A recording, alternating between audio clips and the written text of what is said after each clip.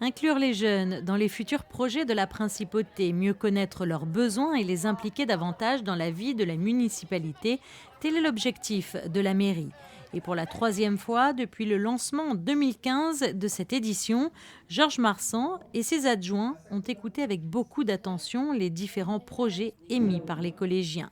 Ludiques, sportives ou authentiques, de nouvelles activités pour Monaco prometteuses, voire même innovantes. Mon projet, c'est de faire la pesanteur artificielle. C'est assez inédit parce qu'en France, il n'en existe que 3. C'est une bonne initiative dans la mesure où ça permet d'associer effectivement des jeunes qui très souvent ne connaissent pas la mairie avant l'âge adulte. Donc là, ça permet de les associer dès le collège et de les faire participer à des projets qui seront vraiment concrets pour eux, puisque c'est des projets culturels, plutôt sportifs ou à vocation parfois historique ou autre. Divisés par petits groupes, des élèves de 4e du collège Charles III et de l'établissement FANB ont proposé au total 10 projets.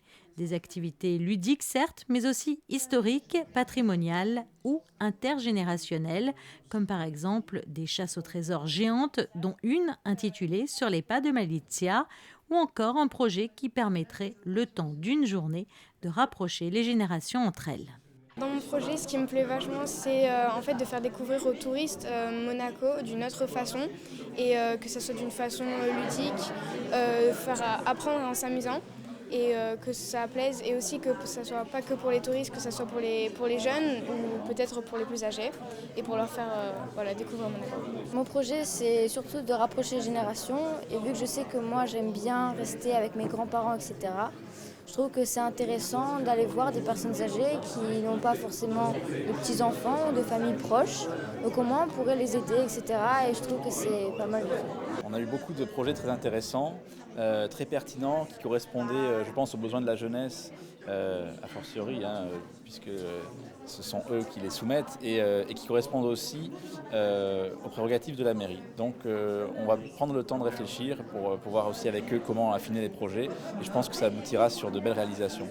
Bar à chat, water party, cybercafé, ice bar ou encore énergie renouvelable, de nombreuses thématiques ont retenu l'attention des élus. Parmi les projets que j'ai particulièrement aimés, bien sûr, il y a celui qui touchait l'environnement, parce que je suis assez sensible à la question. Et je trouve ça très important que les jeunes, justement, y soient sensibles aussi. Et après aussi, j'ai bien aimé l'acrobranche. D'ailleurs, c'est quelque chose dont on avait déjà discuté entre nous. Et je trouve que c'est vrai que pour le parc Prince-Antoinette, ce serait vraiment quelque chose qui plairait aux enfants, aux familles. Et ça se prêterait vraiment bien à l'endroit aussi, donc j'ai beaucoup aimé. À noter donc que la mairie sélectionnera dans les mois à venir les projets les plus adaptés aux compétences de la municipalité et les plus réalisables.